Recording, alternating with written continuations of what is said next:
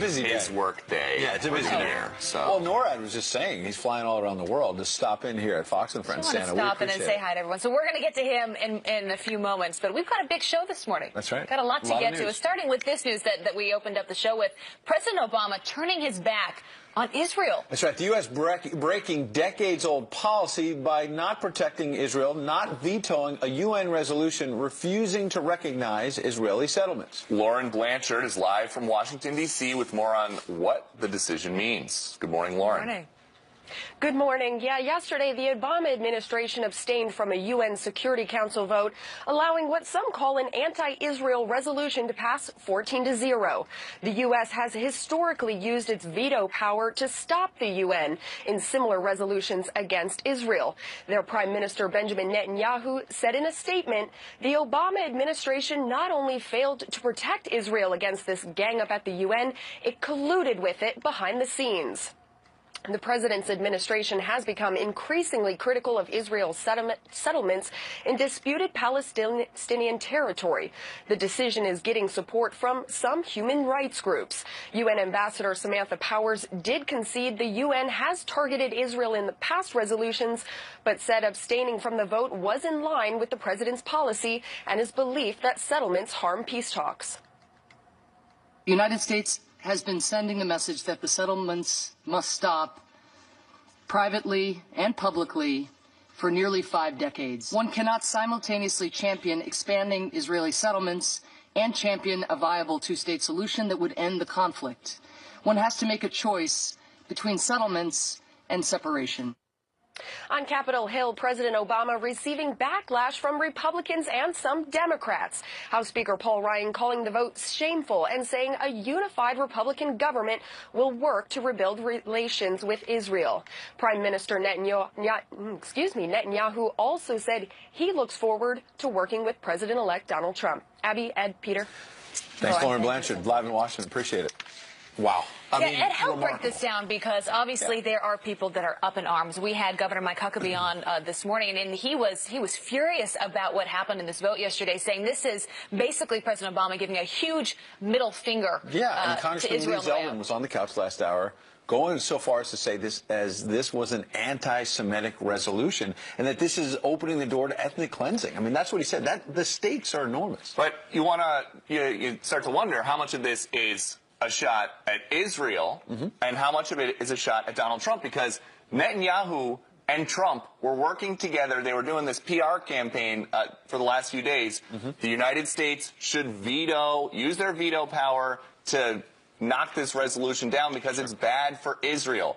And the White House knew all about that. Right. And they did nothing. So they know that they are leaving kind of a mess for the next president. President Obama, Samantha Power, Ben Rhodes, they all know that they are leaving a mess for the next president, and you wonder how much of that was on purpose. No, you make a great point, because the question here now is what happens, and can this deal be changed anyway? And Charles Krauthammer was on last night. I always listen carefully to what he says, because usually he's so thoughtful about these moments. And he said, I don't know if we have that set. I'm going to read it to you. He says, we do have that set with Charles Krauthammer. Let's play what he said last night. The guy's got 8 years to enact his agenda. He twice wins, so he's got 2 mandates.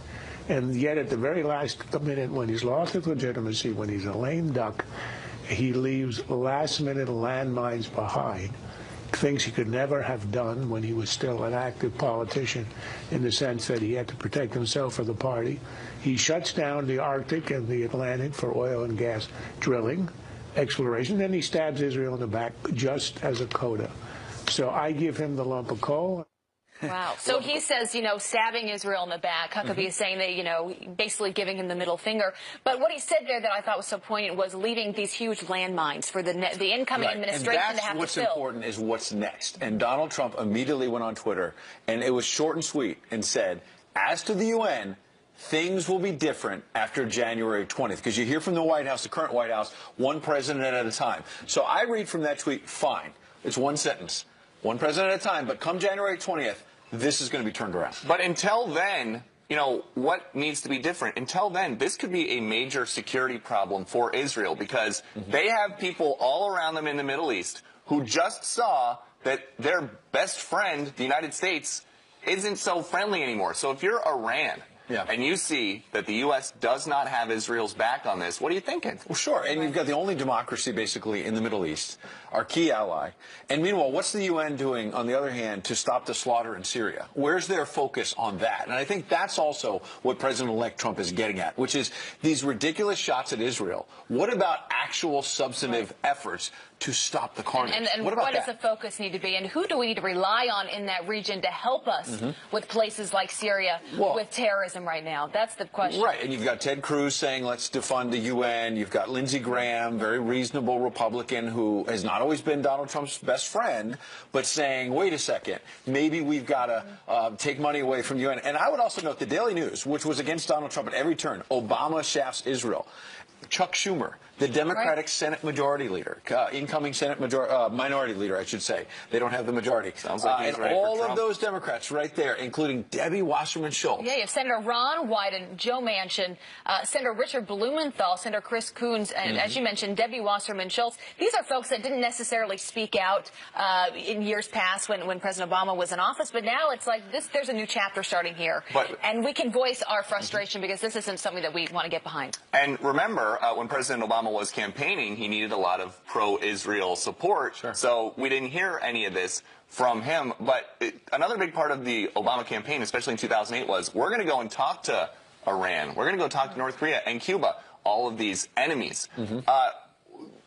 Look what he does. You know, when you're spending that much time with the enemies, what about our friends? And if you're Israel, you know, with friends like us, who needs enemies? Because, man, they're by themselves at least for another couple weeks. Right. Well, and remember that scene at the Democratic Convention? I was there in Charlotte in 2012 about the fight over language and the platform about whether or not to move the U.S. Embassy in Israel. We've got it. All those delegates opposed say no. In the opinion of the chair, 2/3 have voted in the affirmative. The motion is adopted, and the platform has been amended as shown on the screen.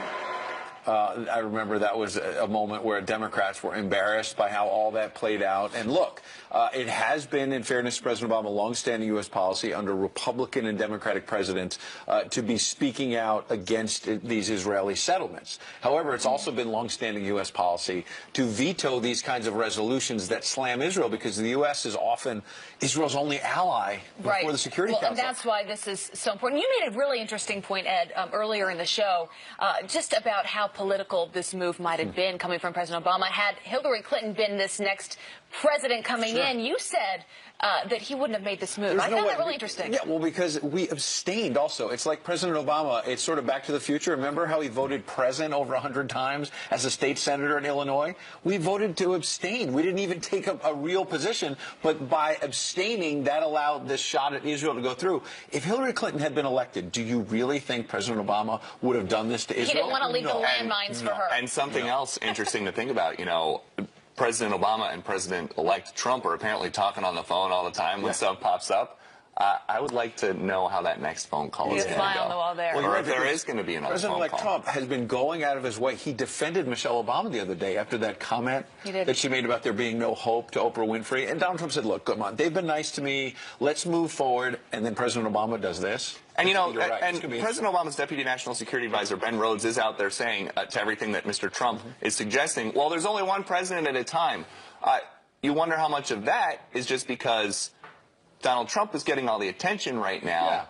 Barack Obama getting very little attention unless he does something like this. Yeah, Israel came to Donald Trump and said, help us. So it's not like he inserted himself. But anyway, we've got a lot of other headlines. This may just be the beginning of this conversation. We do have some other headlines, though, to get to this morning, starting with a Fox News alert and a sad one here, an outpouring of support for actress Carrie Fisher, best known as Princess Leia in Star Wars, after suffering a cardiac event on an LA-bound flight.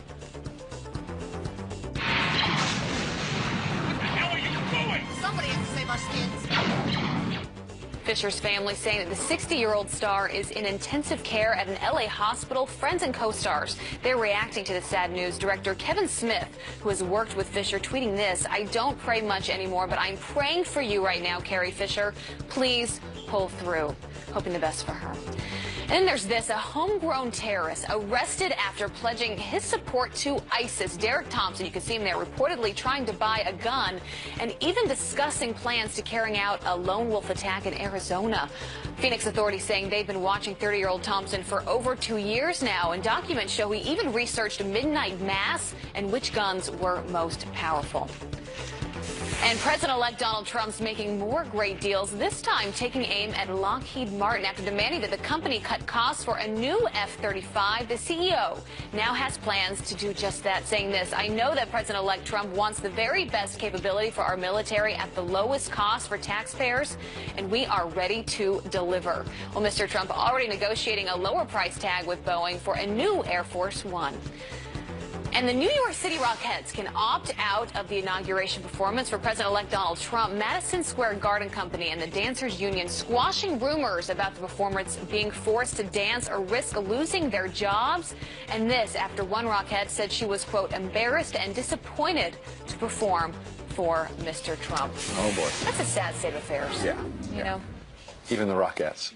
All right, now this, the mainstream media going nuclear over the president-elect's tweets. Trump this morning is sparking fears of a new nuclear arms race with just 140 characters. Making policy over Twitter is hugely disruptive. But Lieutenant Colonel Ralph Peters says the media needs to relax. He's on deck. Plus, elect Donald Trump has a newly minted press secretary, Sean Spicer, who's already delivering his boss's message to the world. I think countries need to know that under a Donald Trump presidency, business as usual is over. He's going to act. He's going to protect America. And if they increase their nuclear capability, America will act. And speaking of business as usual, the president-elect didn't just buck nuclear policy. He also called out Lockheed Martin earlier this week over the, quote, tremendous cost of the F-35 fighter jet program. And the company is now responding, promising to lower the cost. Joining us now to react is Brad Thomas, editor of the Forbes Real Estate Investor. He's also the author of The Trump Factor, Unlocking the Secrets Behind the Trump Empire. So first, good morning and Merry Christmas, and thanks for coming in. Let's talk big picture about what is the Trump Factor. What is it about his negotiating style that seems to be working early on? Sure. Well, first off, let's remember, Donald Trump was a developer. He's the first president of the United States who has ran on a business ticket. So his experience as a real estate developer really boils down to one thing. He's learned how to value engineer his real estate empire, his multi-billion-dollar empire, into very high-quality properties throughout the world. So it really, again, boils down to how he's been able to value engineer his real estate portfolio and taking that skill set, that DNA, over to the White House. Now, you say great negotiating style. On the other hand, isn't some of this kind of obvious, and just other presidents in both parties maybe have not pushed hard enough? Because in the case of Lockheed Martin, they're now saying, oh, we want to, save taxpayer money. We're going to make sure costs are held down. Isn't that what they've supposed to have been doing all along? They were just spending the taxpayers' money, our viewers, their hard work, their hard-earned tax money, just frivolously spending it. And now Donald Trump is finally saying, wait a second, rein it in.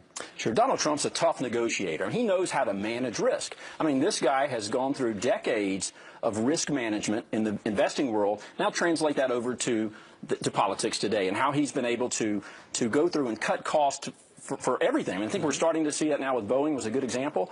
And you're going to see exactly, and you see company after company after company. So Donald Trump will go and look at every line item and every cost. And we've never seen a president who's done that. I mean, this is the first. Right. But let's look at another tweet on nuclear issues. He wrote, the United States must greatly strengthen and expand its nuclear capability until such time as the world comes to its senses regarding nukes.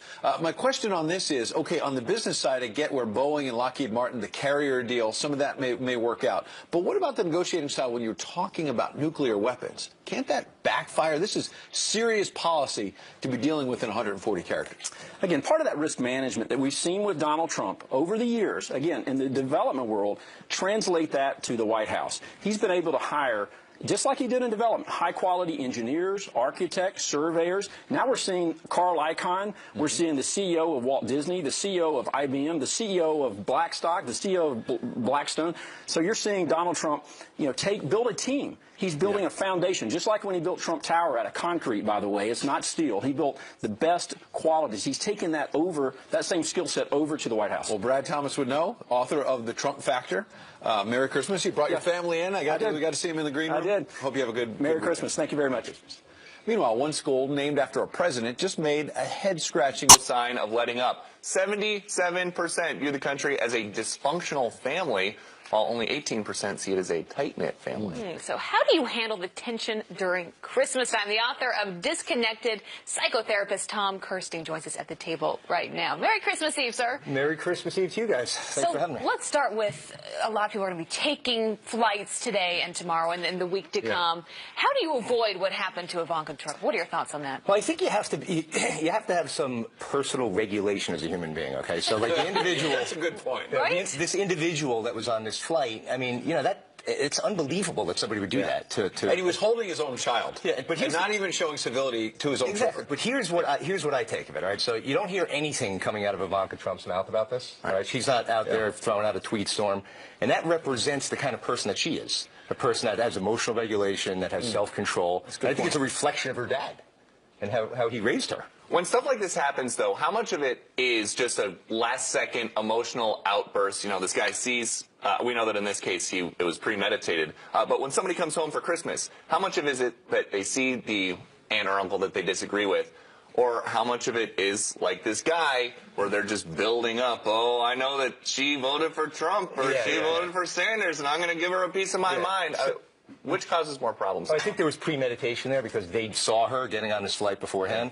So I think this gave this guy an opportunity to percolate emotionally in a negative way and now take all of his frustrations out in front of an entire plane filled with people and his own child with him. And when you're traveling, you're already probably frustrated about the wait time and it's crowded and the seats are small. So go in, as you're saying, just with a mindset of being a graceful, classy person. Just tune into yourself and relax. Especially when you're sitting down at the dinner table. I mean, we've been talking about our family and our traditions, and a lot of people are sitting down with a big family, a lot of different personalities, a lot of different backgrounds and political affiliations. Do you say avoid it altogether? How do you handle that?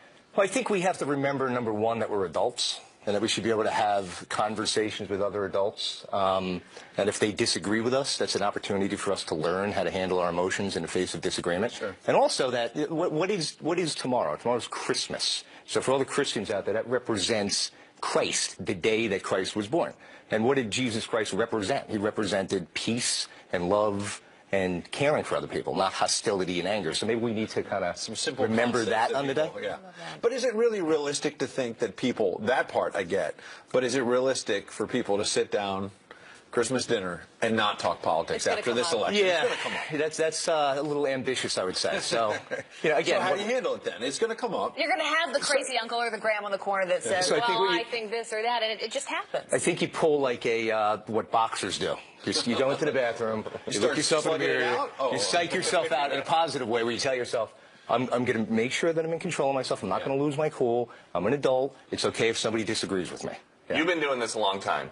Are there generally more arguments at Christmas or at Thanksgiving or with your family after a Democrat one or after a Republican one? Because it seems like, you go on BuzzFeed or these websites, it's like, 10 things to say to your crazy Republican uncle. You never see anything about how to talk to somebody who might be a Democrat? Great. I think the outward anger or frustration that's coming is really coming more from the Democrats, in my opinion. I remember, 8 years ago when Obama won, I don't remember hearing Republicans accosting people on airplanes and letting people have it. There's never been a Tea Party person, as Peter was saying in a segment earlier, there hasn't been a Tea Party person who went after Michelle Obama and her kids. If there had been, we'd still be talking about it. We'd still be talking about it today. Oh, we would. Wait, I'm being told, do we have that video of the argument at the Ducey household last Christmas? I'm kidding. No. We don't have that video. But you know what, I represent a lot of families, I think, where you have members that don't always agree on politics. So you are going to have arguments, and things might get a little bit out of control. And oftentimes in my family, someone will just get up from the table and walk out.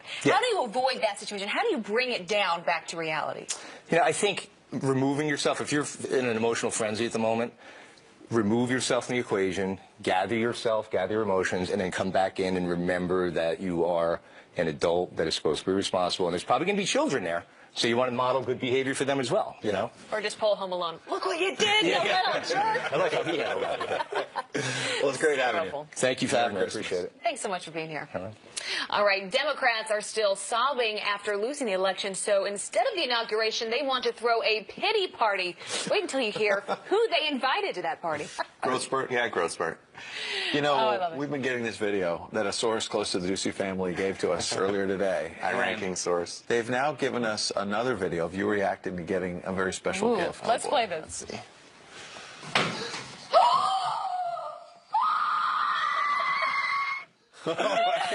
This is, you know what's so funny is he did the same thing this morning when he walked in to go to Hair and Meghan. He was so excited to host Fox and Friends this morning.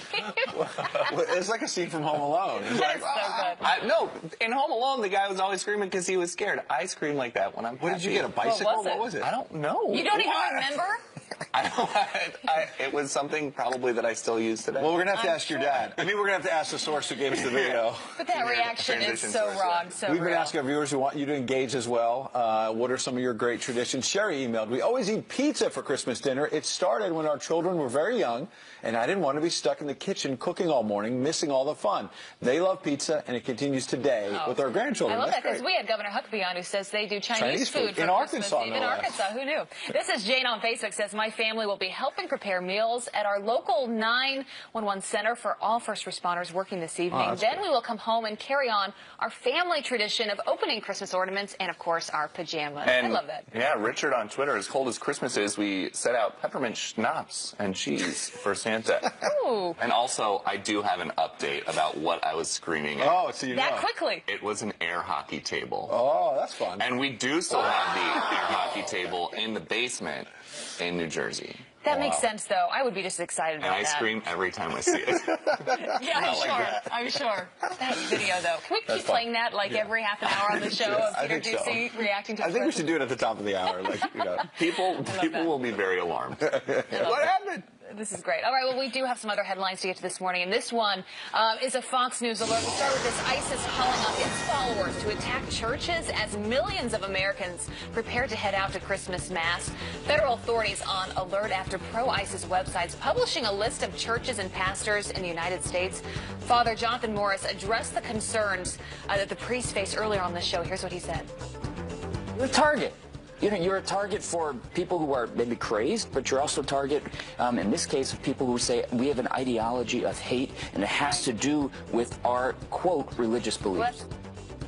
Officials saying there are no credible threats, but sent the warning out of abundance. Yeah, well, all right.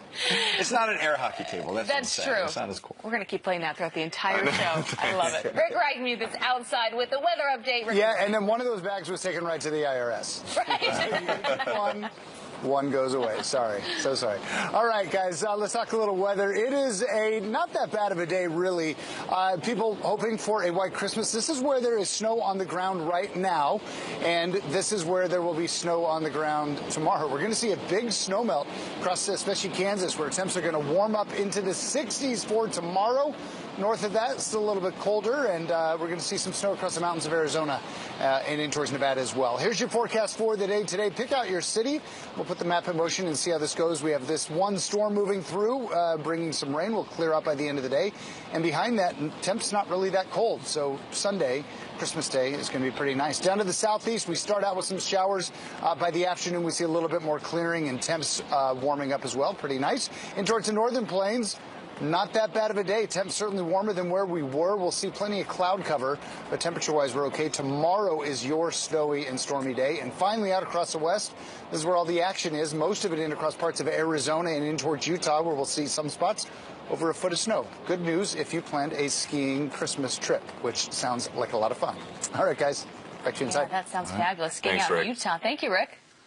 So President Obama, we've been talking about this all morning, turning his back on Israel and breaking decades-old policy, but not vetoing a UN resolution condemning controversial Israeli settlements in disputed Palestinian territory. New York Congressman Lee Zeldin is here now to weigh in. Congressman Zeldin, are you surprised that we kind of stiffed Israel on this because this is the same administration that decided Israel's great enemy in the Middle East, Iran, should be our friend.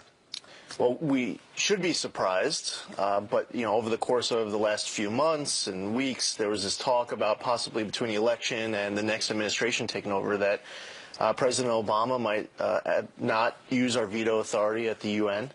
This resolution that was passed yesterday is an anti-Israel, anti-Jewish, anti-Semitic resolution.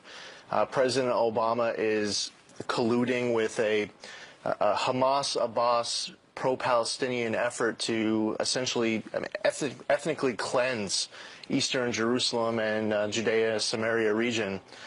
So a lot of most Americans, most of Congress, even a lot of the Democratic Party, I mean, it's just there's a revolt. It's not the will of the people for President Obama. I know you disagree with the president, but those are strong words. An anti-Semitic resolution? But you're essentially ethnically cleansing an area. I mean, this is Hanukkah starts this evening. Yeah. And the story of the Maccabees is they were living, fighting, praying, working in an area that this UN resolution is saying that Jews aren't going to be able to settle. Yeah. So it says also Jews can't pray at the Western Wall. It's in boycotting economic products that might be manufactured there. This is, I mean, some people on the left are saying that these settlements are illegal, and that's just not true. And you know, they are misinterpreting UN resolutions, Geneva Conventions. They're trying to interpret in a way, playing on the fact that a lot of people don't know all of the details of all these resolutions and conventions. Playing on that fact, they're trying to spin this in a way as if this was already illegal. No, it was actually the resolution yesterday that for the first time they're making that statement. So what does this mean going forward? Because obviously President-elect Donald Trump is in just a matter of weeks. He's voiced his opinion, obviously very upset about this, saying he's going to work with Benjamin Netanyahu moving forward, and this will be a new chapter. But the vote was already cast yesterday. What does that mean going forward? Is this something that could be changed? Does this change policy from here? How are you thinking about it? Well, we're going to have to clean up a lot of damage, and it should be noted that President Obama still has just less than 4 weeks left in office, so it's possible that he might do something else, whether it's domestic or foreign policy, that says further back. I don't believe that we should be funding the Palestinian Authority. We should not be funding any efforts to implement a resolution like this. It should be further noted, I mean, the Palestinian Authority, they financially reward families for being imprisoned for terrorizing innocent Israelis. Let's final point, because we've got 30 seconds. I'm talking about funding. Donald Trump tweeted yesterday, there's going to be a new sheriff in town on January 20th. Do you think, finally, you hear this from some of your Republican colleagues like Lindsey Graham, that there might be an effort that is actually successful this time to cut off U.S. funds to the United Nations? Very likely the support is growing. There was always some support. I would say now there's even more support. So that's a growing possibility with the United Nations acting in a way against our allies, our strongest allies, Israel. Nikki Haley's going to have a lot on her plate. Absolutely. When she gets into that role. Congressman Lee Zeldin, happy Hanukkah. Starts tonight, as you said. Thank you. Thanks for being here. Appreciate you coming in. Fox News headlines 24/7, Channel 115. Trump this morning is sparking fears of a new nuclear arms race with just 140 characters. Making policy over Twitter is hugely disruptive for everybody. He takes on this vital and complicated and consequential policy issue, nuclear proliferation, in a tweet. When we're in a situation where people around the world are trying to figure out where President Trump is going to take us, or President-elect Trump is going to take us, the fact that they have to watch his Twitter feed to figure that out is concerning. All right, so if you're trying to figure out what that montage was the media outrage over different things when it comes to President-elect Donald Trump. I remember we were here the weekend that he had the call with the Taiwanese president, and the mainstream media went ballistic, saying that this was going to change our policy with China as we know it. This is a tweet saying the United States must greatly strengthen and expand its nuclear capability until such times as the world comes to its sensing regarding nukes. So this is what he sent out. Was it yesterday? Yeah, and the question is the media overreacting, though? A Fox News strategic analyst, Colonel Ralph Peters, joins us now. Merry Christmas. Thanks for joining us. Merry what do you Christmas. think? Happy Hanukkah. Yeah, great to see you. What do you think about the president-elect using this relatively new social media tool to put out statements on major policies? Well, it's clearly a disruptive influence, and we'll have to see in the long term how it works. But what astonishes me is the extravagant hypocrisy of the American left. Under President Obama's non-leadership, his passivity, we've seen 500,000 dead in Syria alone, the Middle East and North Africa aflame, American influence has collapsed, and now they're worried that Trump might rebuild our nuclear arsenal. Well, hey, guess what? It's deteriorated to the point that President Obama already started rebuilding it. And Trump's tweets this week about his comment about a new arms race, that was in response to Vladimir Putin's ill-advised comment earlier this week that Russia would develop weapons that would negate the U.S. nuclear arsenal. Well, Trump was simply saying, okay, Vlad, bring it on, because Putin can't, there's not going to be an arms race because Putin's broke. Well, Colonel Peters, you added an important bit of context there, that part of it was the president-elect reacting to President Putin. However, when you say that President-elect Trump is only talking about rebuilding the nuclear arsenal, didn't he go further, though, by saying expand our capabilities? Isn't that what alarmed people?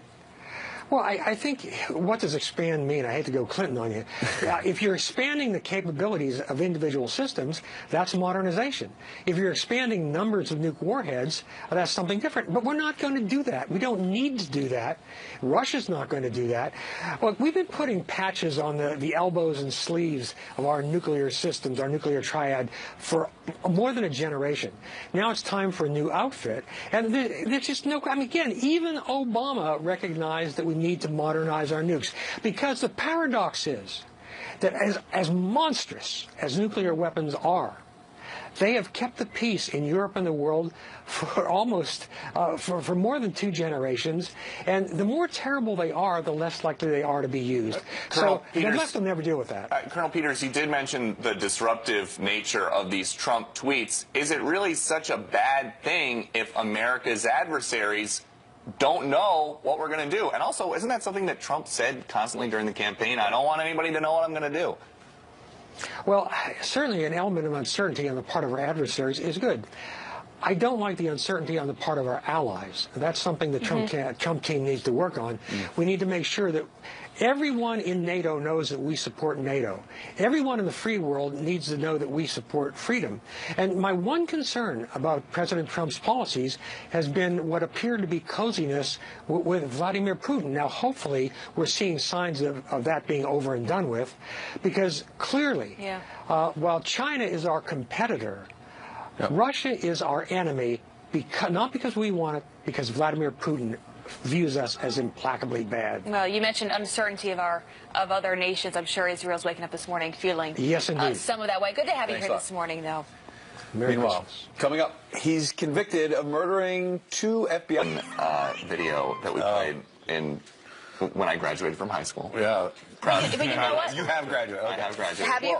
That's good to know. But, we talk about family traditions, and I think one that so many people can relate to is running down the stairs or running out to see what Santa got. And you wait as a child in your pajamas, and then the moment that your parents give the green light, I mean, it's just... Well, we've been asking our viewers, and they've been engaging on this on social media, and Jim emails, I have a really big family. We all converge on the weekend in Alton, Illinois for a huge family gathering. We have a big dinner. And then we have a family talent show. That's a great idea. The I love Obamas that. do that in Hawaii. That's a great idea. And Greg emailed us this one. In the Rowe household, we hide a pickle ornament in the tree, and our adult children search for that pickle. The one who finds it gets an additional gift. John tweeted us to say each ornament has a story written on the box that we read to the kids as that ornament is put on the tree. How fun is that? You've got to have traditions. I love that, racing to the pickle, and whoever gets it gets another gift. Well, and the Huntsmans have a lot of traditions, and we're going to get a little glimpse inside that in a few moments. So you spent a lot of time in Hawaii covering President Obama. Yeah, they do a talent show. I think it's on New Year's Eve, if not Christmas Eve, New Year's Eve. The Obamas do that, and each family member needs to bring a special talent. That's kind of a fun idea, especially when you've got kids, to have somebody who's going to sing or dance or do some goofy skit. Because when you see those home videos, it's fun to look back. It's great. Isn't it fun to look back now, Peter? It is fun. For all these years? It is fun, and we'll always have that. So Always thanks have to my that. dad And you're for still running bringing it downstairs to see what Santa brought you. as fast as possible. And next hour, the Huntsman's family karaoke, maybe?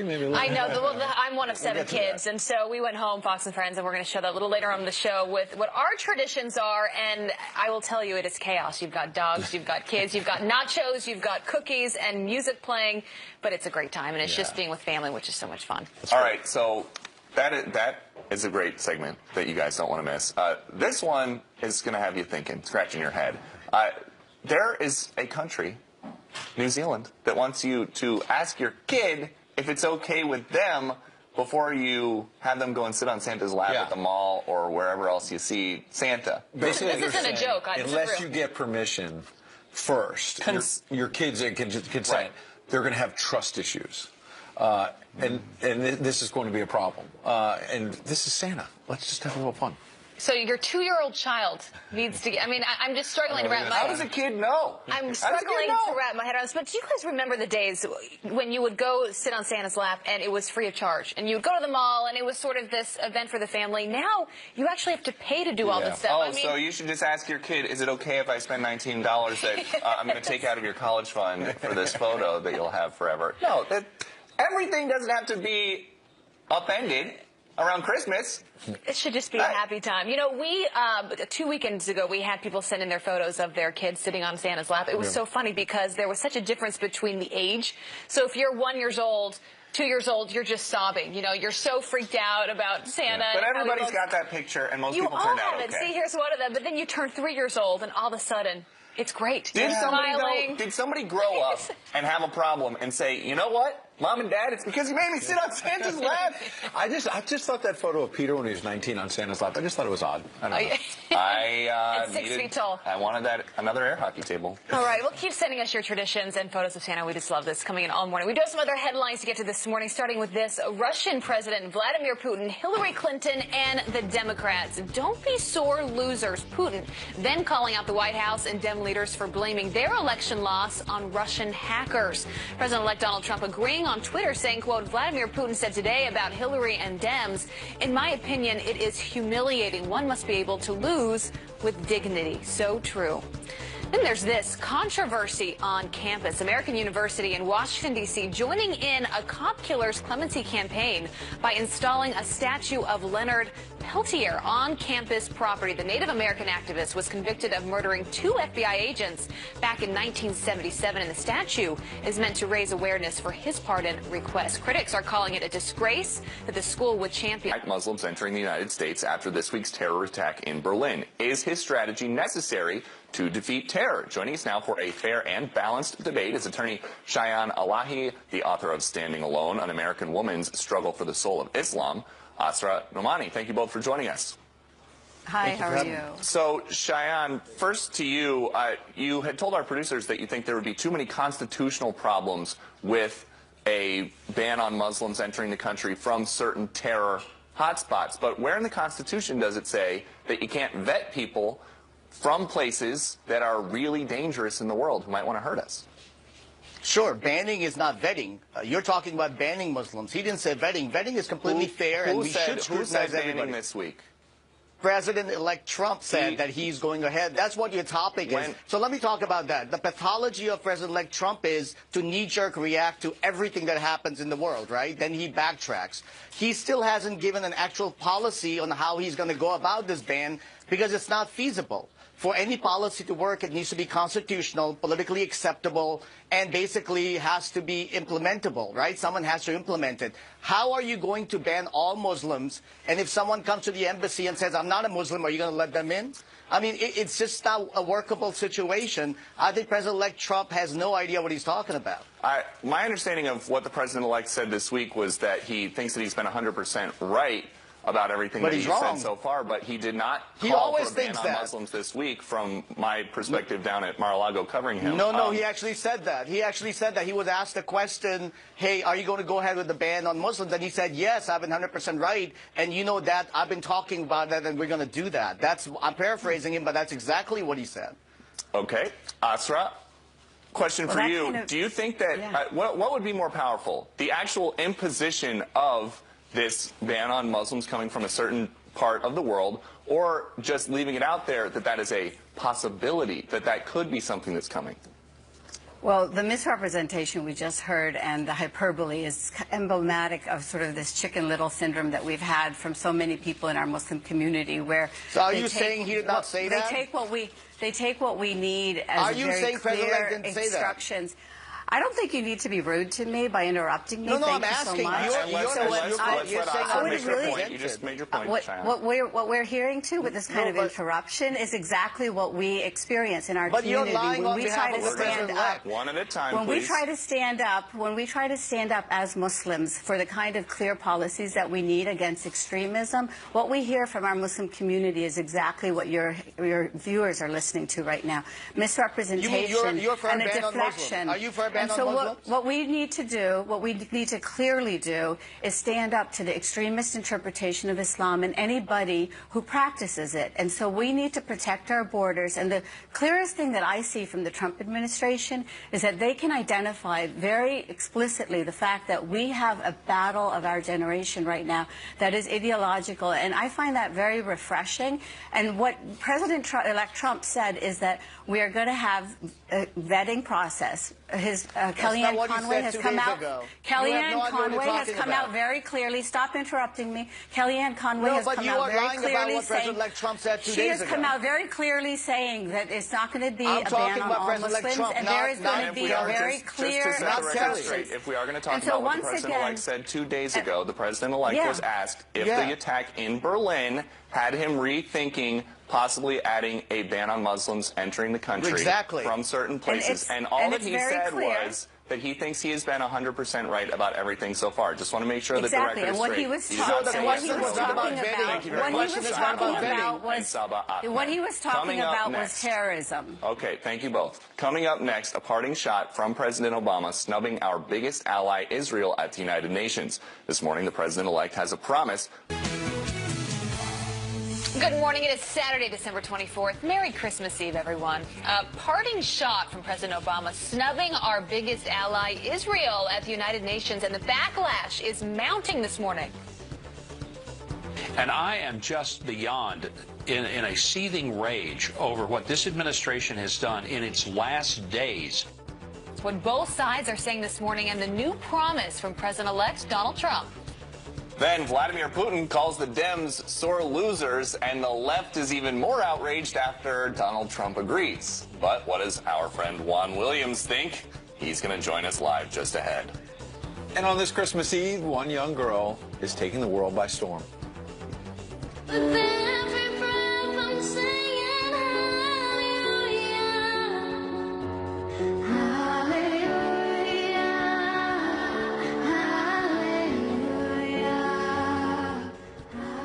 Hallelujah indeed. But that's not all.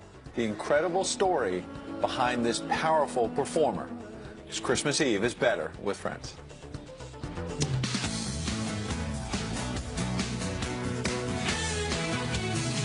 Oh, got run over by a reindeer walking home from our house Christmas Eve. You can say there's no such thing as Santa.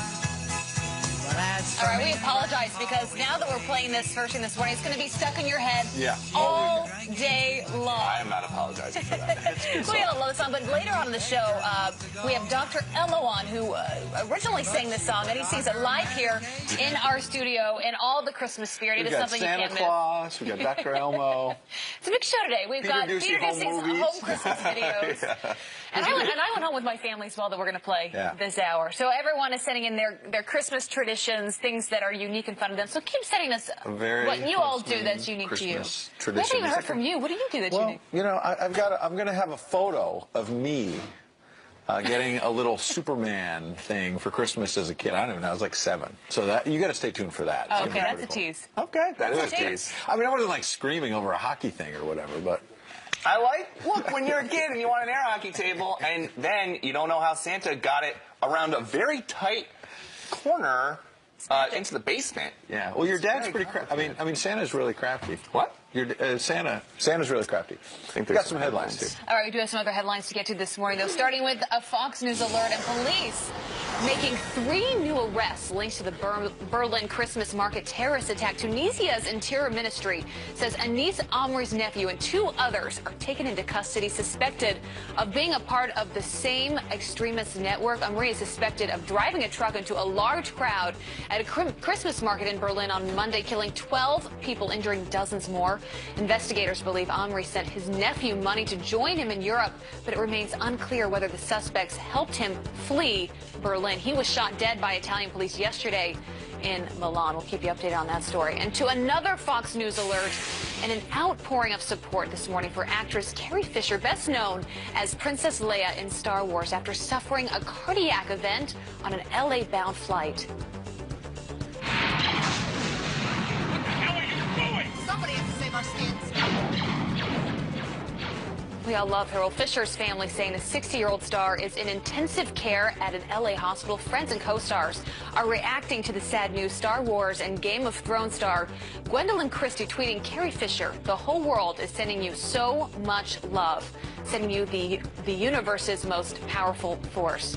Thoughts with her this morning. And there's this story, a homegrown terrorist arrested after pledging support to ISIS. Derek Thompson, you can see him there, reportedly trying to buy a gun and even discussing plans to carry out a lone wolf attack in Arizona. Phoenix authorities saying they've been watching the 30-year-old Thompson for over 2 years now. Documents show he even researched midnight mass and which guns were.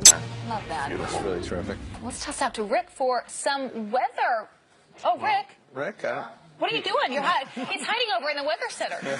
Yeah, I'm just over here making some maps. All right. Maybe we'll go to you later. Okay, well, you know what? We're going to give you a little time to figure it out if you want. Yeah, Rick's behind the curtain. Oh, he's got it. Okay. I'm right over here. Don't mind the guy behind the curtain there. Yeah. Wow. I had no idea. No big deal, buddy. You know what? People always want to know, Rick, behind the scenes of television. This is what it's like. So right behind this wall, right here, is where I'm just he was standing there. I was like drinking something, eating some of that Santa's candy, and making a map. Reindeer crackle? Reindeer crack is what they called it. That might make sense now. All right, here you go. It was big storm for tomorrow across the Central Plains. Snow across parts of the Dakotas. A blizzard warning in effect. I think we'll see winds maybe 40 to 50 miles an hour along with that snow. So whiteout conditions, dangerous. Heading to grandmother's house tomorrow. Some severe weather also across parts of the Central Plains, but really warm down across the south. In fact, not just the south. 62 for a high in Kansas City. Currently, you're 25, but get ready for this warm air to start moving up in there, and that's where we might even see that severe weather.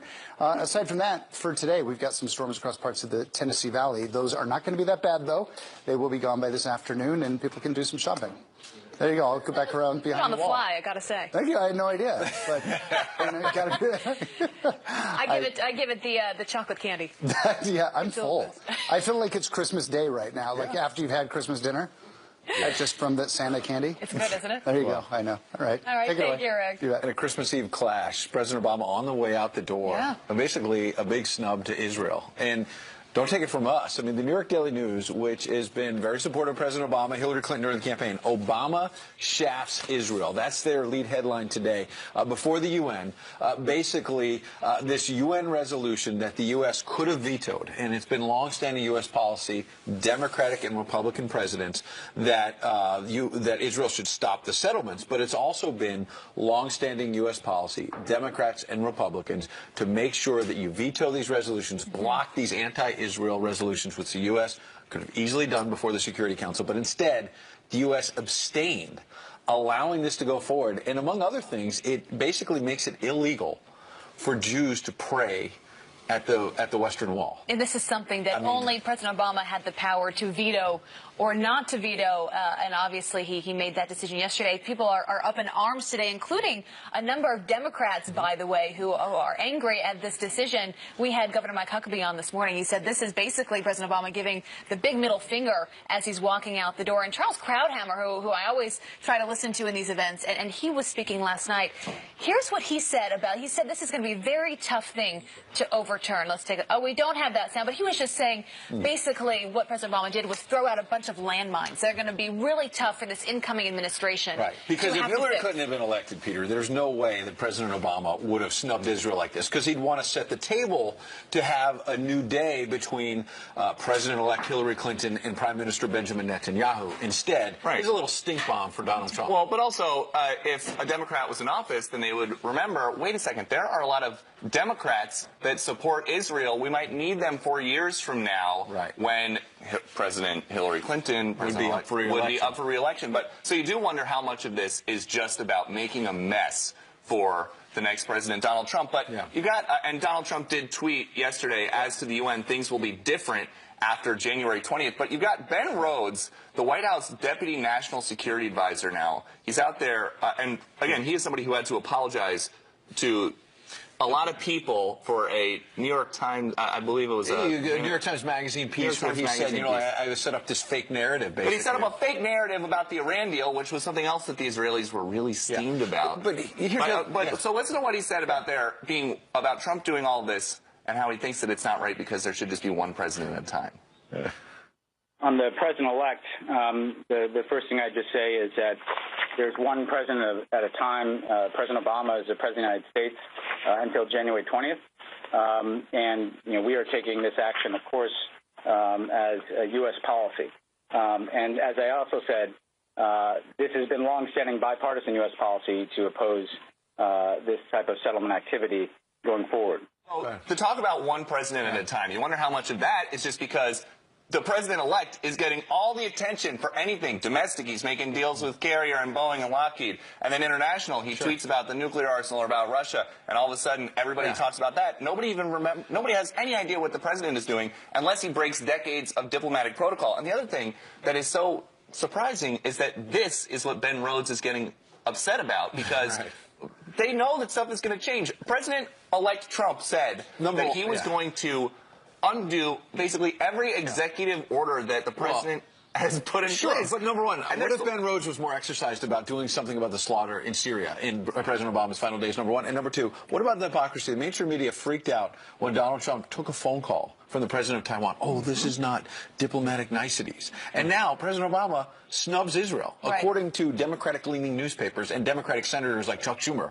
not according to Republicans. And mainstream media is like, oh, okay, that's fine. Well, this is a tough one to criticize President-elect Trump on, because he's tweeting again about another victory. He talks about cutting costs and bringing more jobs back to the U.S. In this case, Lockhart Martin, the CEO, she's committing to driving down the costs. This is what Trump tweeted yesterday or Thursday after the meeting that he had with the CEO. Says, based on the tremendous cost and cost overruns of the Lockheed Martin F-35, I've asked Boeing to price out a comparable F-18 Super Hornet. And this is a statement that then was released from the Lockheed Martin CEO, Marilyn Husson, who said, I had a very good conversation with President-elect Trump this afternoon and assured him that I've heard his message loud and clear about reducing the cost of the F-35. I give him personal commitment to drive the cost down aggressively. This is one of those things where you think, if people just had conversations, if they just meet in person and say, you know what, this doesn't make a lot of sense. We've got to bring this cost down. To which the CEO then says, you know what, you're probably right about that. Let me see what I can do. Well, sure, but why did it take some tweets for them to say, we're going to be more careful with taxpayer money? They should have been more careful with taxpayer money from the first day, whether it's a Democratic or Republican. You know why it took some tweets? Because their stock tanked when the president-elect said that he was going to give Boeing a chance instead. Boeing, who we had a very nice meeting with, the Boeing guy said, yeah, you know what, we're going to go and make Air Force One for cheaper, and we can do the F-35's component for cheaper. But also, the F-35 is 20%, makes 20% of all the revenue for Lockheed Martin. So if that goes away, that CEO would be in really big trouble. And this is, Donald Trump wrote a book the year I was born, The Art of the Deal. It's completely different now. He's got Twitter. Twitter wasn't around in 1987. Now all he has to do, hey, Boeing, send out a tweet. You're in trouble. But you know what? When it comes to taxpayer money, then they go down to Florida and say, okay, we're sorry. I mean, when it comes to taxpayer money, this is a big deal. Absolutely. And this is one of this is billions of dollars, billions and right. billions. This is not chump change. And if there's one thing that Mr. Trump understands, it's the business world. And he's saying, when I come in there, It's going to be different. Yeah. It's going to be a new chapter, whether it is dealing with our ally Israel, or if it's dealing with. What about with Russia? We've heard all this about Russian interference in the election. Now, post-election, Vladimir Putin calling Democrats sore losers. And what's interesting is that the left is getting upset about this, even more outraged about it, and basically saying, because he called them sore losers, and Donald Trump is saying, yeah, it's not so bad. That it's true, and people are freaking. Yes, we're going to have Juan Williams on the show to get a little bit of reaction to what he thinks about all of that. And that's not all. You want to know what Christmas is like at the Huntsman house? Well, oh boy. Abby took us home for the holidays, and you're going to see it next. But first, Vladimir Putin sending a strong message to Hillary Clinton and other Democrats yesterday. Don't be sore losers. Yep, the Russian president slammed White House leaders for blaming their loss on Russian hackers during his annual press conference. President-elect Donald Trump agreeing on Twitter, writing this. Vladimir Putin said today about Hillary and Dems, in my opinion, it is humiliating. One must be able to lose with dignity. That is so true. Here to weigh in is co-host of The Five, our buddy Juan Williams. Good morning. Merry Christmas, Juan. Good morning. Merry Christmas to you and Ed, Abby. It's a delight to be with the two of you, especially you, Ed. You know what? For friends, you got to say a special Merry Christmas. That's right. You're one of my dearest friends. So I'm glad you're here today. Yeah, we're very close. So I have no doubt you've got some thoughts on this tweet yesterday from President-elect Donald Trump. Well, I really liked the end of it. You didn't show this, but he said, that's fine what Mr. Putin had to say, but he hopes that they can have some comedy and don't have to go. And here I'm paraphrasing, if not quoting, we don't have to take an alternate path. And that would be more towards the idea of a nuclear arms race or some conflict between Russia and the United States.